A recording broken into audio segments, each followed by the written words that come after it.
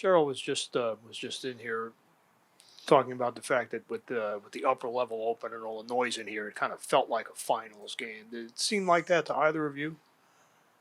With the atmosphere, it did, just like with the fans here. I think as far as like this year, of course, like New York is the number 2 team in the league right now. They're a great team. I think it's been so long, it doesn't feel like a finals rematch. Maybe if like the schedule was different and we would have played them in the beginning of the year, it would have. But now it just feels like 2 really good teams going against each other, and I thought that's what it looked like tonight. Really fun to watch. I hope for other people. Mm-hmm. Yeah. You wanna add something, Yeah, Kayla? it's fun to play in. Obviously, I mean they're a great team, and 1 and 2 going against each other. And now that we're kind of solidified in who we are, I mean it's about to be August, and it's the first time we played a team who knows a lot about themselves too. It's a lot of fun. Like I said, I just think it was just a great basketball game, and it's fun to be a part of. It's fun to compete at a high level against the second best team in the league. That's what you want, especially at home. So it was a lot of fun. I had fun. Mm-hmm.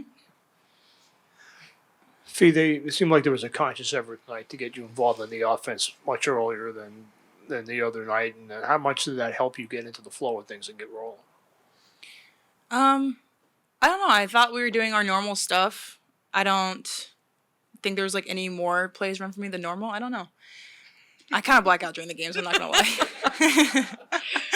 We are all consciously trying to feed the ball at all times. No, I'm just kidding. I think it's just how our offense is, too. Yeah, I don't know. But I mean, of course, I was trying to be aggressive, like making sure that I was attacking the bigs, being strong, trying to get in the paint. So.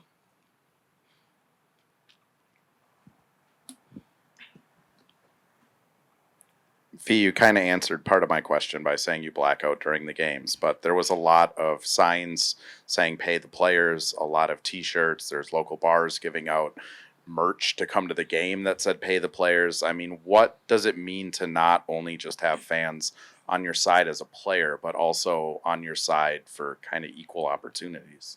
Yeah, I did see that before the game, actually. It's amazing just to know that the fans understand like what we're fighting for, that they're on our side, and that they're so vocal in their support as well. So it's really cool to see that and know that they're backing us as strongly as they are. And then to either of you, Courtney has a pretty rough night shooting, but 13 assists, 1 turnover. I mean, what can you say about your point guard when she's playing that locked in? I mean, Courtney's just a hooper. She's confident. She has the ball in her hands a lot. So, like, for her creating is just as effective sometimes as her scoring. I think she understands that. And, she's just like, well, I'm going to keep shooting it. You know what I'm saying? But also understanding, like, when to get everybody else involved. I think she's really, like, figured that out, too. And so I thought she did a great job. Like, sometimes it doesn't go in. As somebody who shoots, like, has had slumps and things like that, sometimes it doesn't fall. But to be able to do other things, I think says a lot about her and just her competitiveness and the blocks and, just things like that. Like, she impacted the game. She was still a +8 being 1 for 13, which says a lot, So just her ability to impact the game for us is huge. And K-Mac, we've talked about it earlier in the season, but just, Fee was kind of getting multiple different defensive looks and still just scoring at will. When she's in that kind of mode, what's it like being on the court with Fee? I mean, I black out too, actually. No, I'm just kidding.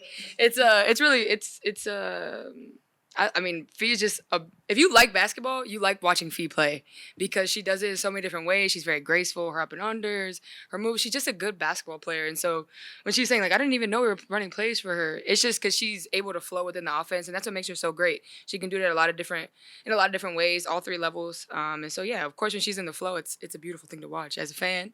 And then just as one of her teammates, and then you try to find her in the right spots to get her easy ones too, because you see her working so hard to create her own shot. So, yeah, I mean, she just continues to do everything that we possibly could ask her, and then some, and with such grace. So, yeah, MVP for sure. Mm-hmm. Fee, a little bit of a 2-parter from me. John Quill is obviously a tough defensive assignment that you and Lan both kind of mix it up against her down low. How has sort of the defensive partnership with you and Lan grown over the time you spent together? And also just on Lan, like, she was a great defensive player last year, but it just really feels like she's taking it to another level. How much more have you seen, her personal game grow on the defensive end of the floor? Yeah, I think it's nice to switch up looks on defense just so the the person on offense doesn't get too used to how you defend. You can give them different looks, make them score in different ways. And I feel like Lane and I both bring different things to the table in that way. So it's really fun to kind of be able to do that. And yeah, Lane, I feel like she's grown a lot too. I mean, she's got to average like at least 2 blocks a game. She is blocking people left and right. So it's really nice to know that you have a defender like that, especially when that's undersized almost every game behind you to help protect the hoop. So it's really fun to play with Landon. I really don't think she gets the recognition that she deserves on defense because she's one of our glue players on defense for sure. And almost the same question to you, K-Mac, with you and BC on the perimeter. Andrew asked Coach about this. Sab got her points tonight, but a lot of it was too little, too late, and really making her work. How has that defensive partnership with BC that you've had grown over time, and just how do you assess the effort against Sab and the rest of their backcourt tonight? Bridge and I have a lot of trust, especially on defense. We're usually the one in, we have the top 2 guards. We'll give each other breaks when we need to, but then I think also where we've really grown is how we can attack them on the offensive end. I thought Bridge did a good job finding her shots, and that's so big for us. Like when Bridge is being aggressive from the outside, inside, offensive rebounds, it just changes the whole dynamic of who we are, adding another layer.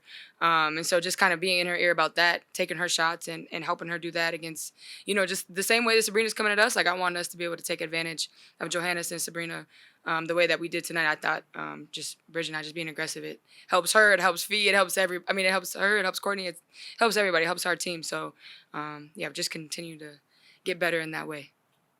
In light of last year's finals, by the time you get to the finals, both teams usually know each other, inside and out. Assuming that there's a possibility of a finals matchup this year, obviously a lot of basketball left to be played. This is your first matchup with the Liberty. You're going to have 3 more games with them in the next 6 games. At you that you guys haven't tonight that you haven't seen yet. Anything tonight that you guys were saying, whoa, we haven't seen that out of them. I think both teams brought back their main people. Cloud obviously gives them something a little different. She is really good at getting downhill, finding shooters when she does that. So I feel like that is the biggest difference.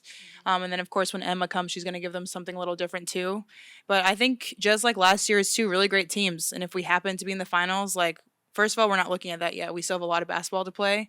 But again, I think it's just going to be really great basketball. So right now, I think we're just focused on the regular season.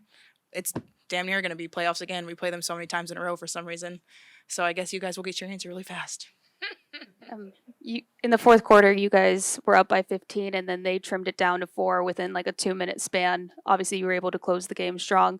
But I guess when you go back to look at that moment, does that raise any concern that they were able to get back in the game, even though they were down 3 really important players? No, they're still a great basketball team. They have great basketball players, ones that can make really great shots. Sabrina got on a burner there at the end. She got a lot of her points kind of in the second half and in the fourth quarter. So I don't think it concerns us. I think more than anything, it's great to show our resilience once again because teams are going to go on runs and they're a really great team. They're going to do that. But the fact that we were able to, hold them off and still win the game, I think tells a lot about us as well. What was the pregame message from coaches to you all? Not a lot. It's not like we needed a lot of encouragement. We didn't need a lot of motivation. Also, it was just we lost our last home game. So I think the main thing was protecting our home court before anything. Of course, there's so many side stories that everybody keeps talking about, but it was a 40-minute game. Yes, it was New York today, but it was Atlanta the other day, and it'll be, who do we play, Vegas? It's I feel like this team and this group has a really good, we have good heads on our shoulders where we just focus on those 40 minutes. So it could have been anybody walking in here. We just weren't going to lose 2 home games in a row.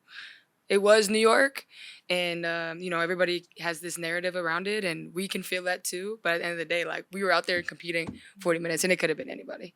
So, yeah, it's hard to, keep going back to the same story. Yeah.